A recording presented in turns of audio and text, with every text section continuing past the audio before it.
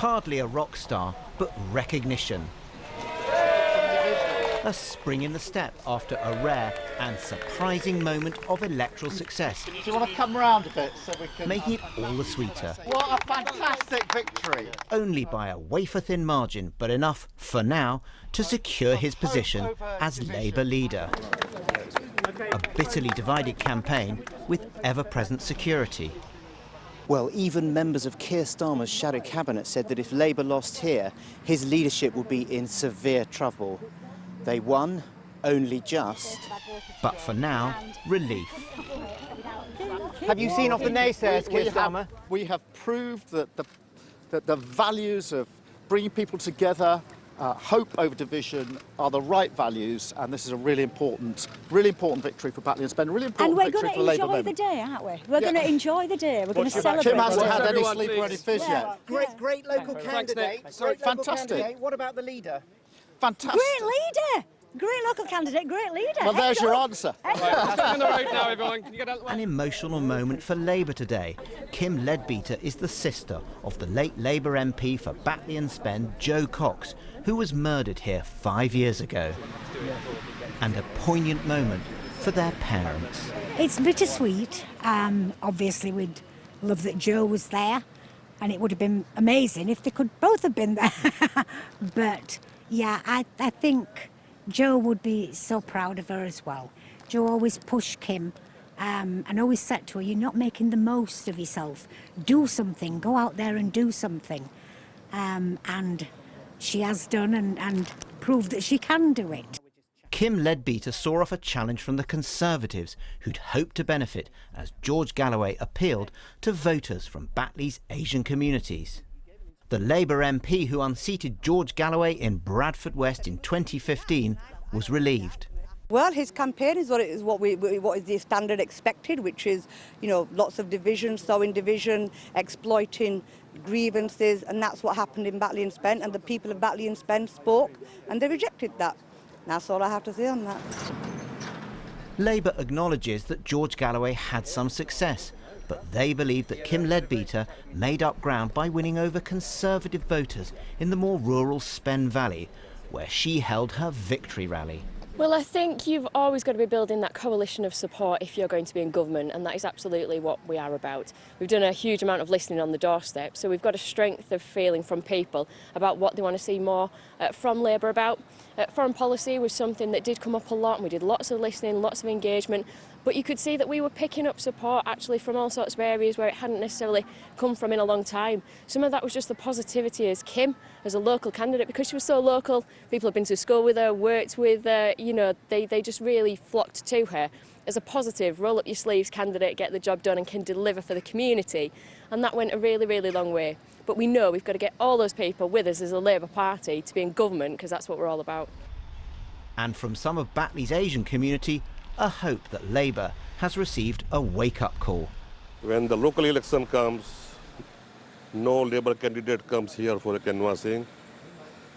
When you have any problem and when you phone them, they're probably not, answering. So I think, this is a little bit signal to them that, they have to work hard. Personally, I think it's been rigged. Just the amount of George Galloway supporters, I personally think there were, and the turnout, to me, it just doesn't match up, to be honest, especially in this area as well. Half-hearted support in the centre of Batley for the town's new MP. A narrow win. Well, yeah, probably better than Galloway.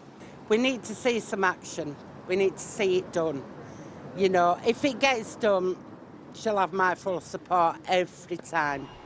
A sunnier mood for Labour after it clings on in Batley and Spen, but a warning that some communities are far from happy. Nick Watwell, I'm joined now by Dame Margaret Beckett. She is the chair of Labour's governing body, the NEC, the party's first female deputy leader under John Smith, and was Foreign Secretary in Tony Blair's final government. Very good evening to you, Margaret Beckett.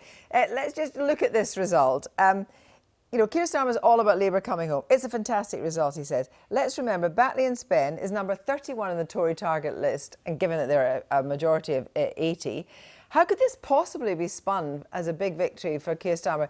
The honesty surely is the best policy. You got there by the skin of your teeth. Well, honestly, everything you just said completely ignores the events of the last however many weeks it's been.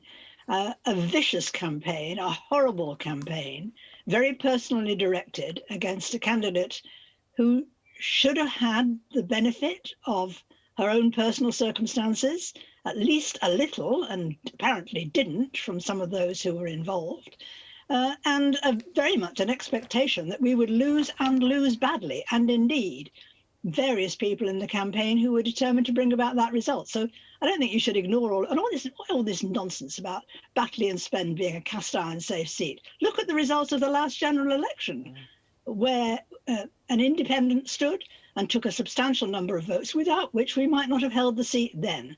So in Hartlepool and in Batley and Spen, we were fortunate to win those seats in 2019, and that's a warning to us. That's something we have to take seriously. Yes, because nonsense about how it was a cast iron safe seat, rubbish, frankly. No, I think the issue is there that there were these votes lost to George Galloway, indicating the Labour vote was split. But if you win that seat, surely what you should be doing is building on it. And usually in opposition in a by-election, you're able to build on it. That wasn't the case. And I wonder, you have been Deputy Leader and Interim Leader. You're a senior figure in the party and Chair of the NEC.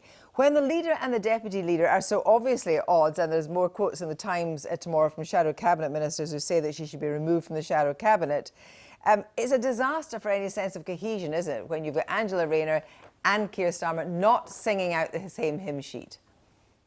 It sounds very much to me, and I have to say, not for the first time, both in government and in opposition.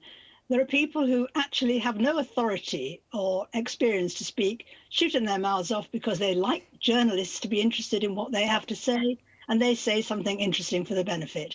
Anybody in the, I heard what Nick Watt said earlier, anybody in the Shadow Cabinet who says that Keir is on probation and whatever else it was that he quoted, and cannot be described as a supporter, in my opinion, they don't belong in the Shadow Cabinet. If they can't behave themselves better and be more disciplined than that, they better go and find some other way to spend their time. That is ridiculous.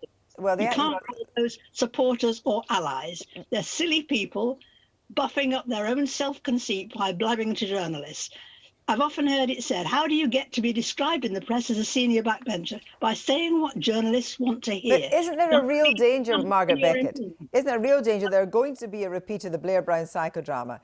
Keir Starmer tries to oust Angela Rayner from position as Labour Party chair. That was a very big mistake, wasn't it? Because essentially what that has done is it looks as if there's a schism at the top of the party, nothing to do with journalists. No, it was not a big mistake. The convention that the Deputy Leader is responsible for campaigns has only been that, and only sometimes. John Prescott was the person who first really wanted that and made it the convention when he was the Deputy Leader, although I had that responsibility when I did the job. But the fact is, it's very sensible for the Deputy Leader, especially a Deputy Leader with Angela's qualities, to hold a front bench portfolio rather than to be involved in the business of campaigns. I thought it was a very sensible decision Keir made, and it's a great pity that some people chose to make a drama out of it. Let's talk about policy now, detailed policy, because that is a criticism levelled at Keir Starmer. He had the pledges, as it were, a hangover from Jeremy Corbyn. He then ditched those pledges, including one that he promised to keep to a radical tradition. He's been leader for 13 months. He's been leader for 13 months. Doesn't he need to produce a comprehensive economic strategy right now, when 2.4 million people are coming out of furlough, when the NHS is under such stress? Don't you need detailed policies now, though you may be a long way off from a general election? I just reject that caricature that you've just produced. He was elected in April last year. Since then, in case you noticed, we've had a pandemic. The biggest problem that you've got in opposition all the time, there are two big problems. One is to prepare for government in a sensible way, and the other one is to get across your existence and your message. Boris Johnson is playing very cleverly from the Donald Trump hymn book. He's playbook. He's having his photograph taken, having, filming in hospitals and things every day of the week, squeezing out. And I'm afraid, the profession of journalism is such. People want the good story. Boris may drop a clanger, Boris may do something silly, he's always going to be the story. And the attention that the opposition needs to get their point of view across has been completely denied us. It's a miracle that Keir has done as well as he can to get across his presence and his capacity. The one thing you can clearly say is that people can see and know that in Keir Starmer, we have a leader who is more than capable of being Prime Minister, more capable, actually, than the one we've got. It's the rest of us they're worried about, and it's the rest of us who should be paying more attention to supporting him.